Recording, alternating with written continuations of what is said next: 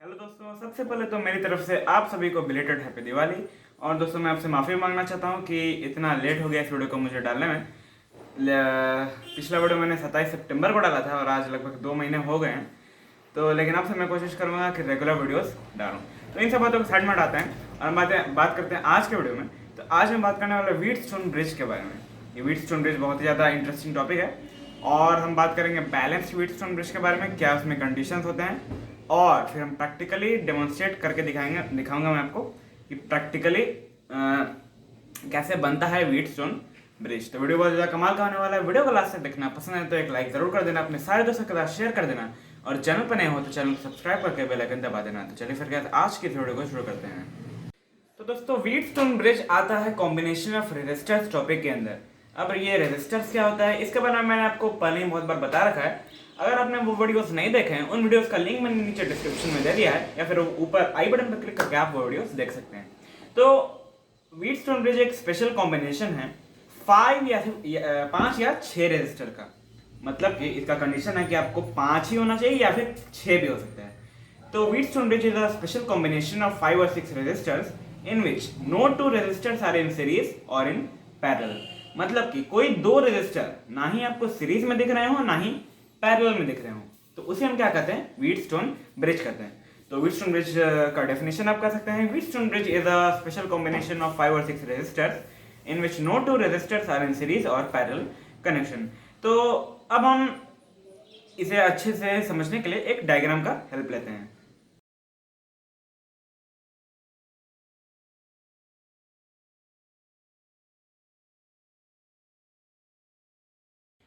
तो दोस्तों इन दो डायग्राम्स की मदद से आप अच्छे से समझ जाएगा व्हीटस्टोन ब्रिज को। तो जैसे कि व्हीटस्टोन ब्रिज का आपको मैंने क्या डेफिनेशन बताया कि it is a special combination of 5 और 6 रेजिस्टर्स, मतलब कि 5 या फिर 6 रेजिस्टर। तो यहाँ आप देख सकते हैं मैंने यहाँ पे 5 रेजिस्टर लिया है और इस केस में भी 5 लिया है, 6 भी आप ले सकते हैं, उसे हम आगे देखेंगे। तो Wheatstone bridge is a special combination of 5 or 6 resistors in which no two resistors are in series or parallel connection। मतलब कि दो रेजिस्टर ना आपको सीरीज में दिख रहे हो ना पैरेलल में। तो क्या वो यहाँ है, चलिए देखते हैं। और 5 रेजिस्टर्स को मैंने माना है R1 R2 R3 R4 R5, इस केस में भी वही है, ठीक है। तो देखिए जैसे कि आप बोलिए कि R1 है और R3 मान लीजिए आप बोलिए सीरीज में है। तो सीरीज कनेक्शन और पैरेलल कनेक्शन मैंने आपको पिछले वीडियो में अच्छे से डिटेल में बता दिया है। अगर आपने वो वीडियो किसी भी कारण से मिस कर दिया है, उस वीडियो का लिंक मैंने नीचे डिस्क्रिप्शन में दे दिया है, वहाँ से जाकर वो वीडियो देख सकते हो या फिर आप ऊपर आई बटन पर क्लिक करके आप वीडियो देख सकते हो। तो जैसे कि यहाँ पे आपको R1 और R3 सीरीज में दिख रहा होगा, लेकिन बीच में ये R5 है जिसके कारण ये सीरीज में नहीं है। और यहाँ नीचे आपको R2 और R4 भी सीरीज में है, लेकिन इस R5 की वजह से वो भी आपको सीरीज में नहीं दिख रहा होगा। क्योंकि मान लीजिए यहाँ से कोई करंट फ्लो किया तो वो ऐसा नहीं है कि मान लीजिए यहाँ पे I1 फ्लो किया तो यहाँ पर भी आपको I1 ही मिलेगा, ऐसा नहीं है। क्योंकि बीच में एक ये रेजिस्टर आया है R5, तो कुछ करंट यहाँ डिवाइड हो जाएगा, मान लीजिए यहाँ आया R2 I2 और यहाँ कुछ जाएगा I3 आप कह सकते हैं। तो मतलब कि इसमें हमें क्लियरली पता नहीं चल रहा है कि क्या ये रेजिस्टर सीरीज में है या फिर पैरेलल में है। तो इसी स्पेशल कंडीशन को, इसी स्पेशल कॉम्बिनेशन को हम कहते हैं व्हीटस्टोन ब्रिज। ये एक साइंटिस्ट के नाम के ऊपर रखा गया है जिनका नाम था व्हीटस्टोन। तो इस डायग्राम में भी हम देखें, ज़रूरी नहीं है कि आपको ऐसा ही हर बार देखने को मिले व्हीटस्टोन ब्रिज का, ऐसा भी आपको देखने को कई बार मिलेगा काइट शेप में, ठीक है। तो R1 R2 R3 R4 R5 मैंने 5 रेजिस्टर्स लिए हैं। यहाँ पर भी R1 और R3 सीरीज में होते अगर ये R5 ना रहता, लेकिन R5 में होने की वजह से ये सीरीज में नहीं है। क्योंकि सेम बात यहाँ पे I1 मान लीजिए फ्लो किया तो वो सेम ही करंट यहाँ पे I1 नहीं आएगा, और यहाँ पे कुछ करंट डिवाइड हो जाएगा और कुछ यहाँ जाएगा I2 और I3, ठीक है। तो मान लीजिए यहाँ पर भी I1 आया तो यहाँ पे I1 नहीं मिलेगा आपको, यहाँ कुछ करंट डिवाइड हो जाएगा और यहाँ फिर कुछ जाएगा। तो मतलब ये भी सीरीज में नहीं है। वही R2 और R4 को देखें तो ये दोनों भी सीरीज में रहते अगर ये R5 नहीं रहता, लेकिन ये R5 है जिसके कारण ये सीरीज में नहीं है। तो इस कंडीशन, इस केस में भी हमें ये पता चल रहा है, ये हमें पता नहीं चल पा रहा है कि ये क्लियरली कि ये सीरीज में है या फिर पैरेलल में है।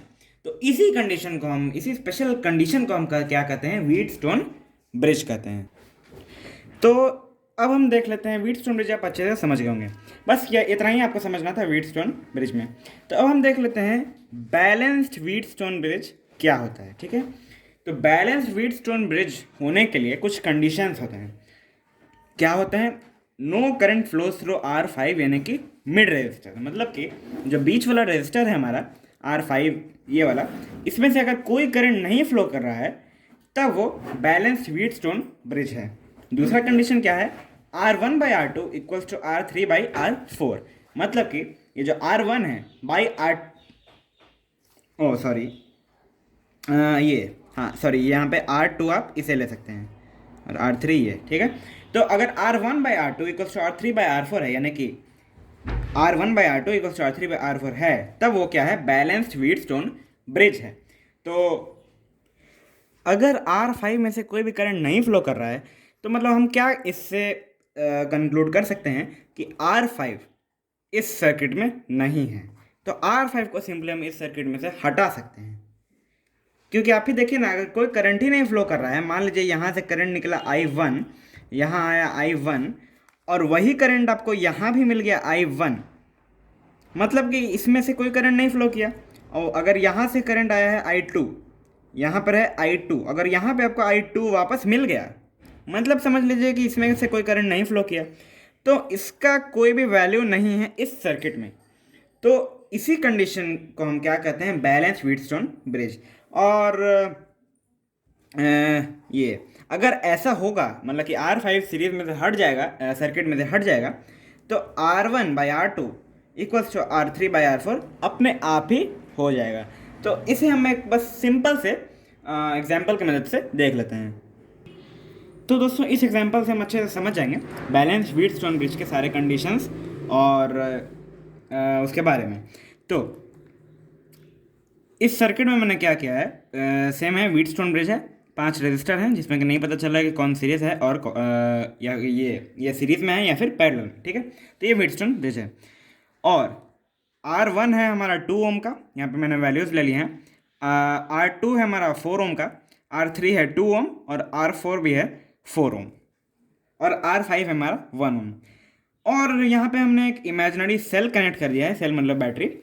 तो इस सेल से मान लीजिए I करंट निकला, यहाँ I रहा, यहाँ भी I रहा, लेकिन यहाँ पे आपको 2 रास्ते हैं करंट को जाने के लिए, तो वो डिवाइड कर जाएगा। यहाँ पे I1 मान लीजिए गया और यहाँ नीचे I2 आया, तो यहाँ भी I1 है और हम देख रहे हैं कि यहाँ पर भी हमारा I1 ही करंट आया है, मतलब कि इस वाले में से कोई भी करंट नहीं गया। दूसरा I2 यहाँ है और यहाँ पर भी हमें I2 ही मिला है, मतलब कि इस वाले में यहाँ से भी कोई भी करंट नहीं गया। और फिर I1 I2 मिक्स होकर यहाँ पे कंबाइन करके वापस से I बना ले रहे हैं और यही I आपको सेल में चला जा रहा है। तो इसका क्या मतलब हुआ, जो हमने पीछे पढ़ा था कि अगर सेम ही करंट जा रहा है, निकल जा रहा है वापस, तब मतलब कि no current is flowing through R5। तो R5 को सिंपली हम सर्किट से हटा सकते हैं। हम इमेजिन कर सकते हैं कि R5 हमारे सर्किट में है ही नहीं। तो दोस्तों मैंने सिंपली वाइटनर की मदद से इस R5 को हटा दिया है, क्योंकि वही हमारा कंडीशन था। और दूसरा कंडीशन था बैलेंस व्हीटस्टोन ब्रिज का कि R1/R2 इक्वल्स टू R3/R4, वो भी कंडीशन फुलफिल है, यानी कि 2 ओम/4 ओम इक्वल्स टू 2 ओम/4 ओम, 2/4 इक्वल्स टू 2/4, मतलब कि R1/R2 इक्वल्स टू R3/R4, ये कंडीशन में हमारा फुलफिल हो रहा है, मतलब कि ये एक बैलेंस व्हीटस्टोन ब्रिज है। अब हमारा क्वेश्चन देखिए, यहाँ पे एक सिंपल सा मैंने क्वेश्चन लिया है, फाइंड इक्विवेलेंट, मतलब इक्विवेलेंट, फाइंड इक्विवेलेंट और total resistance between A and B, मतलब कि ये ए पॉइंट है हमारा और ये बी पॉइंट है, तो इन दोनों के बीच में हमारा टोटल या फिर इक्विवेलेंट रेजिस्टेंस क्या होगा। अब हमारे लिए क्वेश्चन बहुत ही ज़्यादा सिंपल हो गया, क्योंकि आप यहाँ देखिए, अब हमें क्लियरली पता चल रहा है कौन सीरीज में है और कौन पैरेलल में। सीरीज पैरेलल मैंने आपको बता रखा है पिछले वीडियो में। तो R1 और R3 यहाँ पे हमारा सीरीज में है, क्योंकि ये दोनों एक ही लाइन में है। और दोबारा R2/R4 भी हमारा सीरीज में है, एक लाइन में है, लेकिन इन दोनों का जो कॉम्बिनेशन है वो पैरेलल में है। तो अब हम इसे आसानी से सॉल्व कर सकते हैं। यहाँ पे हमारा सोल्यूशन है। तो सीरीज कनेक्शन का क्या था फॉर्मूला इक्विवेलेंट रेजिस्टेंस का? R equivalent equals to R1 plus R2 plus जितने भी रेजिस्टेंस है आपको सबकी वैल्यू को बस ऐड करते जाना था। ये सब मैंने आपको पिछले वीडियो में अच्छी से डिटेल में बता रखा है। तो R1 है यहाँ पे हमारा, मान लीजिए कि 2 ओम प्लस 2 ओम, यानी कि हमारा ये सिंपली 4 ओम हो जाता है। ऊपर वाला हमारा सॉल्व हो गया 4 ओम, और नीचे वाला भी सीरीज में है, तो R equivalent equals to same formula 8 ohm. तो हमारा ऊपर वाला सॉल्व हो गया 4 ओम निकल के आया, और नीचे वाला सॉल्व हो गया 8 ओम निकल के आया। ठीक है, तो अब ये दोनों हमारे कैसे हैं, पैरेलल में हैं। तो पैरेलल का क्या होता है, इक्विवेलेंट रेजिस्टेंस का formula 1/R equivalent equals to 1/R1 plus 1/R2 plus 1/Rn। ठीक है, तो ये फार्मूला होता है, जिसमें मैंने आपको पिछले वीडियो में बता रखा है, लिंक नीचे डिस्क्रिप्शन में दिया हुआ है, आप देख सकते हैं। तो इस केस में हमारा क्या हो जाता है, 4 है और 8 है, यानी कि 1/4 प्लस 1/8, एलसीएम हो जाता है 8, 2 प्लस 1 यानी कि 3/8। तो 1/R इक्वलेंट इक्वल्स टू 3/8 ओम। तो हमारा इससे R इक्वलेंट हो जाता है 8/3 ओम। तो ये हमारा टोटल रेजिस्टेंस निकल के आ जाता है 8/3 ओम। तो आप देख सकते हैं, अगर यहाँ पे R5 रहता तो ये कितना कॉम्प्लेक्स सर्किट बन जाता, इससे सॉल्व करना बहुत ज़्यादा मुश्किल हो जाता। लेकिन बैलेंस्ड व्हीटस्टोन ब्रिज के वजह से जब इसमें से कोई करंट ही नहीं फ्लो कर रहा है, तो हम इसे ईजिली हटा सकते हैं, बिना कुछ सोचे समझे इसे हटा सकते हैं, और R1/R2 इक्वल्स टू R3/R4 हो तब। और जब इसे हटा लिया तब हमारा बहुत ज़्यादा सिंपल हो गया। ये हमारा R1 और R3 सीरीज में हो गया, यहाँ R2 और R4 सीरीज में हो गया, इन दोनों का कॉम्बिनेशन पैरेलल में हो गया। तो वही मैंने यहाँ पे कर दिया सीरीज में, और ये सीरीज में, और इन दोनों का कॉम्बिनेशन पैरेलल में करके 8/3 ओम इसका आंसर आ गया। तो इस तरीके से आपने देखा कि बैलेंस व्हीटस्टोन ब्रिज की मदद से हम सिंपल ऐसे कॉम्प्लेक्स सर्किट्स, ये तो मैंने एक बहुत ज़्यादा सिंपल सा एग्जांपल लिया है, ऐसे बहुत ज़्यादा कॉम्प्लेक्स सर्किट्स हम सॉल्व कर सकते हैं बैलेंस व्हीटस्टोन ब्रिज के मदद से। तो आई होप कि आप व्हीटस्टोन ब्रिज और बैलेंस्ड व्हीटस्टोन ब्रिज अच्छे से समझ गए होंगे, इसमें आपको और ज़्यादा कुछ समझने की ज़रूरत नहीं है। तो दोस्तों, अब आप व्हीटस्टोन ब्रिज और बैलेंस्ड व्हीटस्टोन ब्रिज समझ गए। अब हम थोड़ा सा प्रैक्टिकल डेमोन्स्ट्रेशन देख लेते हैं बैलेंस्ड व्हीटस्टोन ब्रिज का। जो हमने कंडीशन देखा कि R5 में कोई भी करंट नहीं जा रहा है, तो हम प्रैक्टिकली अभी उसे प्रूव भी करके दिखाने वाले हैं। तो उसकी वायरिंग वगैरह बहुत ज़्यादा सिंपल है, सब मैं आपको डिटेल में भी बताने वाला हूँ। तो लेकिन व्हीटस्टोन ब्रिज में हमने रेजिस्टेंस लिया था, लेकिन रेजिस्टर्स की जगह मैं बल्ब यूज़ करने वाला, क्योंकि रेजिस्टर्स में उतना आसान नहीं कि उस दिखाना कि उसमें से करंट फ्लो कर रहा है कि नहीं, लेकिन बल्ब में तो आसान है। अगर उसमें से R5 में से, मतलब बीच वाला जो बल्ब होगा, उसमें से अगर करंट नहीं फ्लो कर रहा है, तो वो बल्ब नहीं ग्लो करेगा सिंपली। तो वही हमारा एम है, प्रूफ करना कि क्या R5 में से करंट नहीं फ्लो कर रहा है। तो उसे ही हम अच्छे से भी समझ लेते हैं। तो बैलेंस व्हीटस्टोन ब्रिज को प्रैक्टिकली डेमोन्स्ट्रेट करने के लिए हमारा जो वायरिंग कैसे होगा वो मैं आपको समझा देता हूँ बस जल्दी से। तो ये है हमारा सेल, बैटरी 1.5 वोल्ट का हम यूज़ में लेने वाले हैं।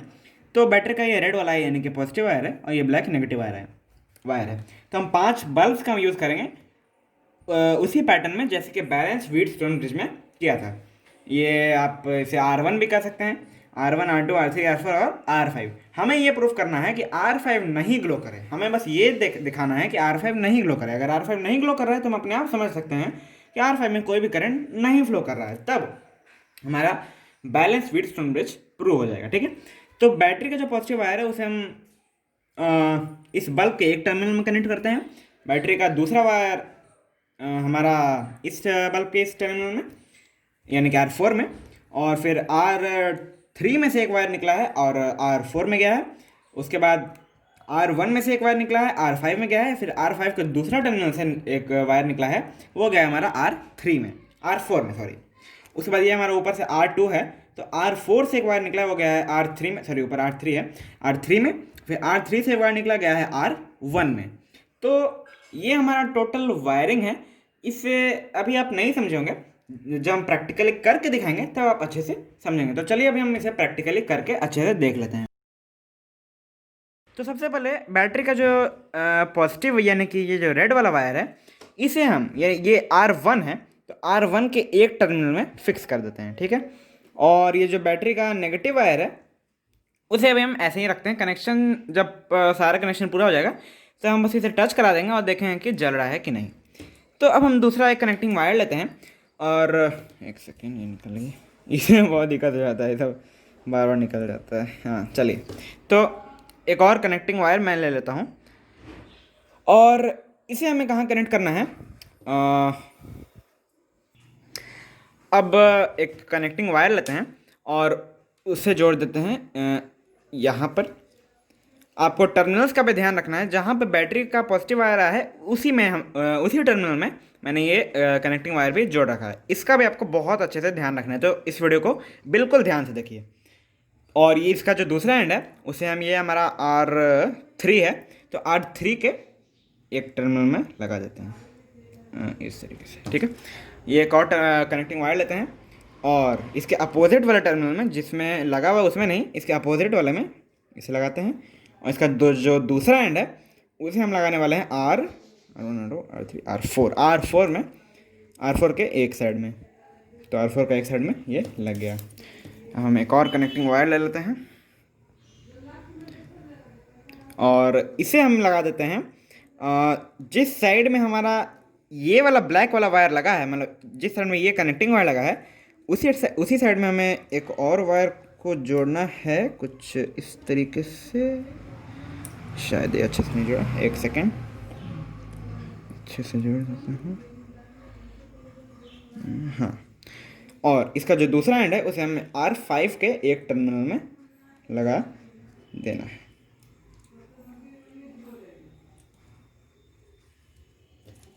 ये बार बार निकल जा रहा है, इसे थोड़ा सा अच्छे से। ओहो,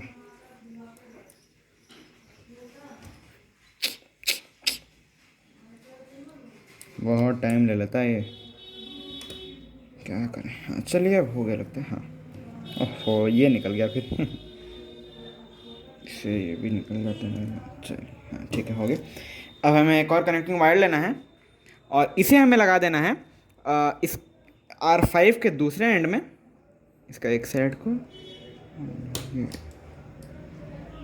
कुछ इस तरीके से, और इस दूसरे वाले टर्मिनल को, सॉरी इस तरीके, और इसे हमें एक साइड लगा दिया। और इसके दूसरे साइड को हमें इस R1 का जो फ्री एंड है, जिसमें कोई भी वायर नहीं लगा है, एक सेकंड पर लिखा रहा हूँ, हाँ देख सकते हैं, बैटरी का जो वायर है और दूसरा वाला वायर वो हमारा दूसरे एंड में लगा हुआ है, और ये जो इस R5 से जो वायर निकला है उसे हमें सिंपली इसके दूसरे वाले एंड में लगा देना है, ठीक है। अब हमें एक और कनेक्टिंग वायर लेना है और ये जो R2 है उसके एंड में हमें एक इसे लगा देना है। और ध्यान दीजिएगा कि जो R4 है उसके एक टर्मिनल पर हमने दो वायर पहले ही कनेक्ट कर रखे हैं, तो हाँ अब आपको अच्छे दिख रहा होगा। तो उसमें नहीं, उसके अपोजिट वाले साइड में हमें इस वायर के दूसरे एंड को कनेक्ट कर देना है। अब हमें एक और कनेक्टिंग वायर लेना है और उसे हम कहाँ लगाने वाले हैं, इस R2 के एक जो दूसरा वाला एंड है, फ्री एंड है, R2 के फ्री एंड में लगा देना है। और इसका एक साइड को हमें लगा देना है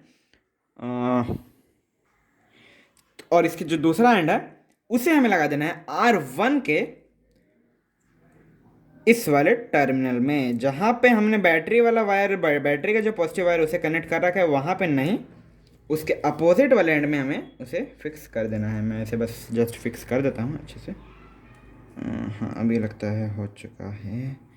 हाँ, तो अब बस एक और कनेक्शन बाकी रह गया। कौन सा कौन सा कौन सा कौन सा कौन सा कौन सा कौन सा कौन सा तो अब दोस्तों हमने सारे कनेक्शंस को अच्छे से कर दिया है। आई होप कि आप सारे कनेक्शंस को अच्छे से मुझे फॉलो किया होगा आप सभी ने। अगर आपने नहीं देखा है तो अब आप देख सकते हैं, या फिर आप चाहें तो स्क्रीनशॉट भी ले सकते हैं इस कनेक्शन का। तो मैं थोड़ा सा जस्ट आपको क्लोजअप में दिखा दे रहा हूँ एक एक बल्ब के कनेक्शन को, तो हम देख सकते हैं। मैं इसे दोबारा एक्सप्लेन नहीं करूँगा, मैंने एक्सप्लेन ऑलरेडी कर रखा है। आप देख सकते हैं सारे बल्ब्स के कनेक्शन को। ये बैटरी का पॉजिटिव वायर इस एंड में लगा है और वैसे वैसे हमने कनेक्शन कर दिया है। तो इस तरीके से हमारा पूरा कनेक्शन हो जाता है। आप चाहें तो स्क्रीनशॉट ले सकते हैं। तो दोस्तों अब सारे कनेक्शंस कंप्लीट हो जाने के बाद ये जो बस बैटरी का नेगेटिव वायर बाकी है, बस उसे हमें कनेक्ट कर देना है इस इस R5 के इस वाले टर्मिनल में, जहाँ से हमने R2 को कनेक्ट कर रखा है। देख सकते हैं इस ब्लैक वायर से हमने R2 और R5 को कनेक्ट कर रखा है। उस साइड में हमें बस इसे कनेक्ट कर देना है। तो मैं इसे कनेक्ट कर दे रहा हूँ। तो यस दोस्तों, अब आप देख सकते हैं बहुत ही ज़्यादा क्लियरली कि हमारा पूरा एक्सपेरिमेंट साफ हो चुका है। और आप देख सकते हैं कि ये चारों बल्ब जल रहे हैं। चार बल्ब हमारा you can say R1 R2 R3 और R4। ये हमारा R1 R2 R3 और R4। ये आप देख सकते हैं क्लियरली ये चारों बल्ब जल रहे हैं, जबकि ये जो R5 है ये भी हमारा कनेक्शन में है और ये नहीं जल रहा है। तो दोस्तों इसका सिंपल सा रीज़न हम क्या कर सकते हैं कि इस R5 में कोई भी करंट नहीं जा रहा है, क्योंकि करंट जाएगा तभी नहीं ये बल्ब जलेगा। ये तो कॉमन सा कॉन्सेप्ट है कि अगर किसी बल्ब में करंट जा रहा है तो वो ग्लो करेगा, जैसे कि इन चारों में हो रहा है। लेकिन R5 में कोई भी करंट नहीं जा रहा है, यानी कि इसीलिए ये बल्ब ग्लो नहीं कर रहा है। तो दोस्तों यही था बैलेंस व्हीटस्टोन ब्रिज में कि no current flows through R5 और R1/R2 = R3/R4 वो भी यहाँ पे है, क्योंकि आप देख सकते हैं ये चारों बल्ब सेम ब्राइटनेस के साथ ग्लो कर रहे हैं, क्योंकि ये एक सेकेंड, हाँ, अब आप देख सकते हैं ये चारों बल्ब बिल्कुल बिल्कुल बिल्कुल सेम ब्राइटनेस के साथ ग्लो कर रहे हैं। और ये देख सकते हैं बिल्कुल सेम ब्राइटनेस के साथ ये चारों बल्ब ग्लो कर रहे हैं। इन चारों का पावर भी सेम है। तो इससे यही प्रूव होता है, इससे मैंने आपको यही दिखाने की कोशिश की है बैलेंस्ड व्हीटस्टोन ब्रिज के बारे में, जिसके दो कंडीशन मैं फिर से रिपीट कर दे रहा हूँ। No current flows through R5, इसलिए ये बल्ब नहीं जल रहा है। अगर इसमें से करंट फ्लो कर रहा होता तब ये बल्ब जलता। और आपको ध्यान देना है टर्मिनल्स के बारे में, मैं आपको बार बार बता रहा हूँ, क्योंकि अगर आपने कहीं गलत टर्मिनल में कोई वायर डाल दिया तब आपका ये एक्सपेरिमेंट ठीक से नहीं हो पाएगा। और दूसरा कंडीशन क्या था, R1/R2 = R3/R4। तो दोस्तों फाइनली हमारा एक्सपेरिमेंट सक्सेसफुल रहा। तो दोस्तों आपने देखा हमारा एक्सपेरिमेंट सक्सेसफुल रहा। कितना मज़ा है इस एक्सपेरिमेंट को करने में, और मुझे करने में मज़ा आया, आप लोग को जरूर देखने में मज़ा आया होगा। तो ये वीडियो बहुत बहुत बहुत बहुत ज़्यादा कमाल का है। ऐसा वीडियो आपको यूट्यूब में कहीं नहीं मिलने वाला है। तो यार प्लीज़ इस वीडियो को लाइक किए बिना मत जाना, अपने सारे दोस्तों के साथ शेयर कर दीजिए। अगर आपको इस वीडियो के माध्यम से कुछ नया सीखने को मिला है, चैनल को सब्सक्राइब किए ना मत जाना, और साथ ही साथ बेल आइकन को भी प्रेस कर लेना। तो दोस्तों ऐसे ही एक और साइंटिफिक एक्सपेरिमेंटल वीडियो में आप सभी से दोबारा मुलाकात होगी दोस्तों। बाय।